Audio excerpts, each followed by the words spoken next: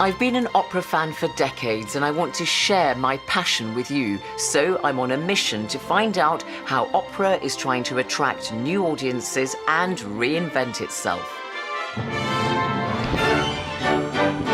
This time I meet Sir Antonio Pappano in the run-up to the end of his remarkable tenure as music director of the Royal Opera House in London, one of the top jobs in opera.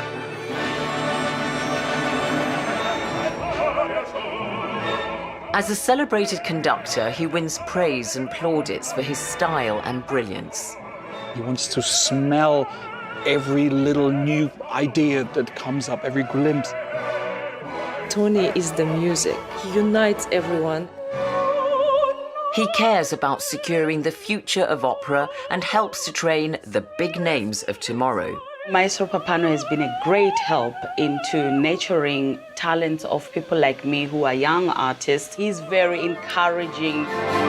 I go behind the scenes at the Royal Opera House to see Tony in action and ask if opera is losing its relevance for new audiences and whether he thinks it's making itself fit for the future.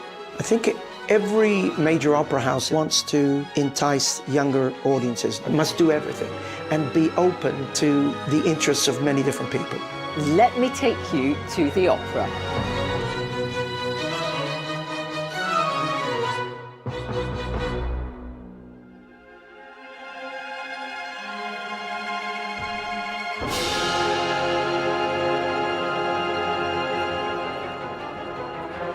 Sir Antonio Pappano, or Tony as he prefers to be known, has the signature flair of his Italian roots, combined with a detailed knowledge of music that has made him one of the most popular conductors of our age. Tony has been in so much demand that over the last 2 decades, he's simultaneously held 2 leading posts: music director at the Santa Cecilia Orchestra in Rome and at London's Royal Opera House. He's such a unique personality as well as a wonderful musician and artist. There's that inimitable fire, that unquestioning commitment that he brings to every single performance that he does here. It's that level of passion which really comes across. I've been invited to see Tony in rehearsals for an upcoming performance with one of the biggest names in opera and a personal favourite, German tenor Jonas Kaufmann, who always relishes the opportunity to work with Tony. It's lovely to see you. Welcome. To see you, thank you.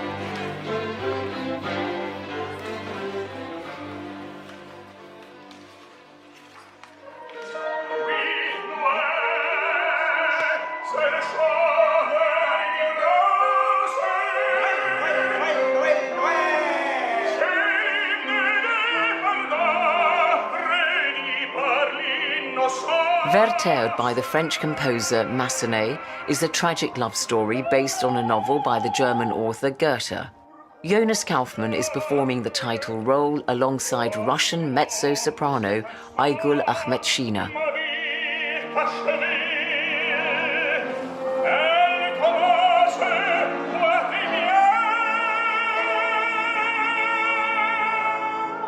So Tony Pappano's reputation has been forged in the rehearsal room, so it's absolutely fantastic for me to see the maestro at work.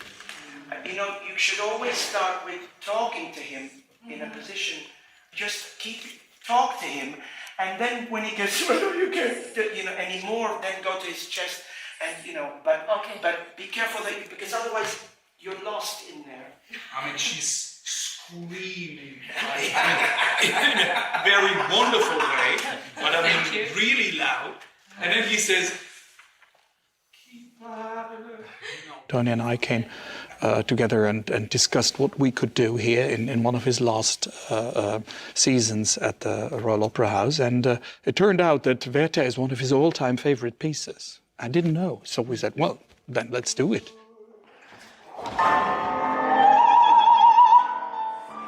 What's it like singing when you're lying down? Because, I mean, that is much harder to project, isn't it? It is more difficult, that is true, because you see the natural way of breathing is obviously when you're standing or kneeling or something. But it does work, and you see, wouldn't it be strange if someone is dying and on the floor and it would sound absolutely impeccable? Yeah. You see that that is part of the acting and of the credibility, that it is in an uncomfortable position because he's about to die and about to bleed to death. That's it. Michael, that's it.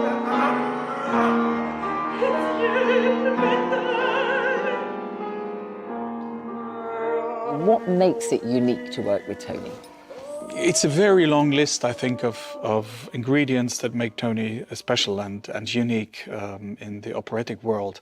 It's an enormous difference if you have a conductor who is actually sucking in energy, who is constantly taking the energy from orchestra and from stage, or if you have someone who is like a sun in a solar system to just spread it here and there, and it carries you all the way through, and you will probably only realize once you come back to your dressing room what you've done and how much you've been capable or willing to give. Listen, this is you see that cushion? That's you. That's not me. That's you. So I think that will help prepare you. He's so supportive. He breathes with you. He sings with you. For that reason, he feels every second. If something goes wrong, he will catch you. He always supports singers. That's a very rare quality now in the opera industry. Stay half an hour. I don't care how long that note is, but don't make it short. Stay long. For him, it's very important that you're creating the whole story together. It's a very strong teamwork. Tony Pappano learned the value of teamwork from a very early age.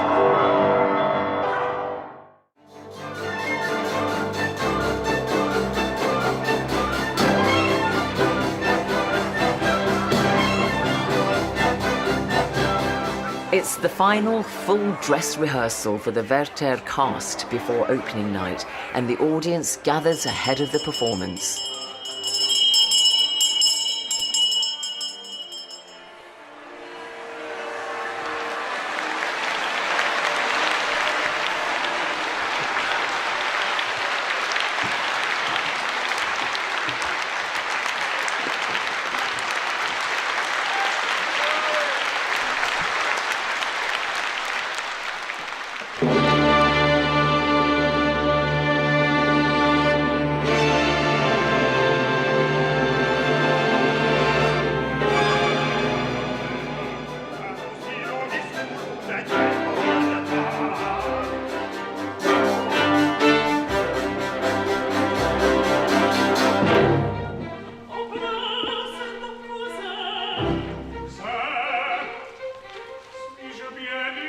It was my first opera and I thought it was really incredible.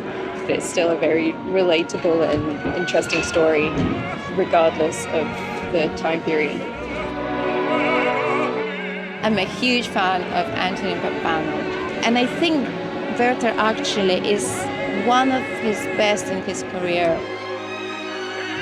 He's made an outstanding contribution to opera over the decades.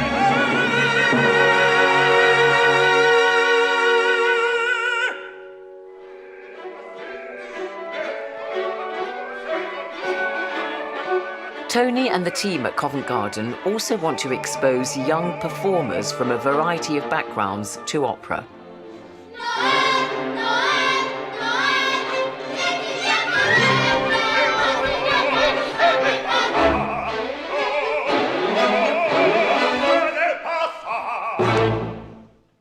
The Royal Opera House Youth Opera Company is a talent development programme here at the Royal Opera House. We have an open recruitment process every year, and it's really important to us that our company really reflects the city that we live in. So we try to make sure there's a real variety of socioeconomic backgrounds, of ethnicities, and an even gender split as well.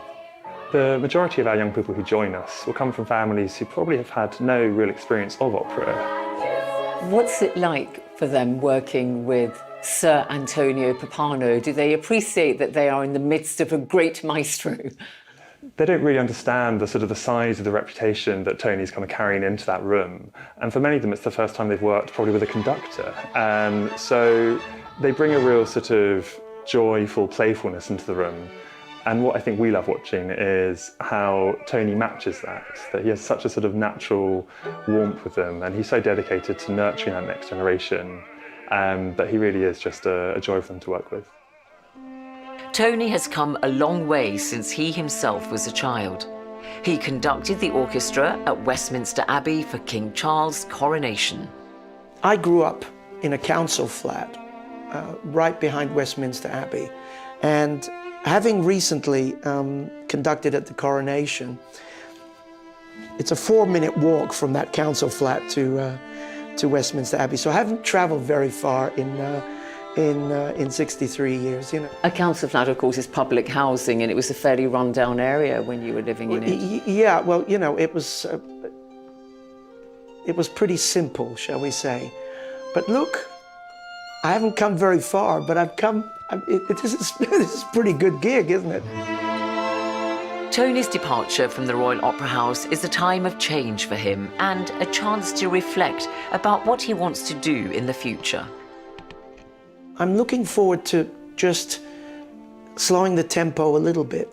I don't think I'm going to get into pottery anytime soon, and I don't think I'm a great gardener, but I love to eat and I love to drink, and I'd love to find a way to be quiet.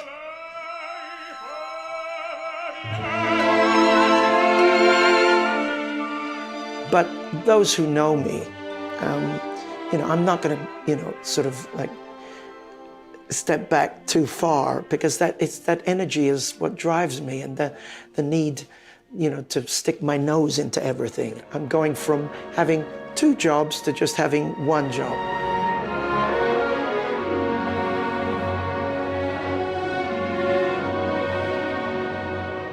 Tony's new post will be Chief Conductor of the London Symphony Orchestra. But his legacy at the Royal Opera House means he's a role model for young opera conductors. There's all sorts of videos of him talking through the operas. You can hear the joy in his voice when he speaks about it, and because they're all over YouTube, I mean, I've watched all of those. You know, that was one thing definitely that got me into it and made me want to explore more about opera. He's conducted so many fabulous performances here over the years that have generated so much energy and passion and enthusiasm from our audience and our orchestra and everyone who works in the building as well. If you have a vision for what you want to achieve in life, if you have that spark, and if you have the energy, and if you have the resilience to keep pushing when, you know, things will get tough, and you make it in any walk of life.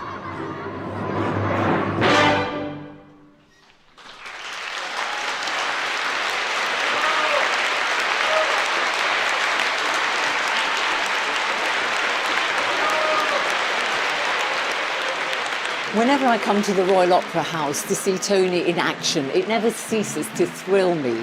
His experience, his incredible talent, his insights make him truly unique. And although he's taking a bow on one chapter of his career, he will continue to enthrall and inspire audiences. And he perhaps best demonstrates how opera is not an elitist art form. It is about excellence and the virtues of hard work and dedication.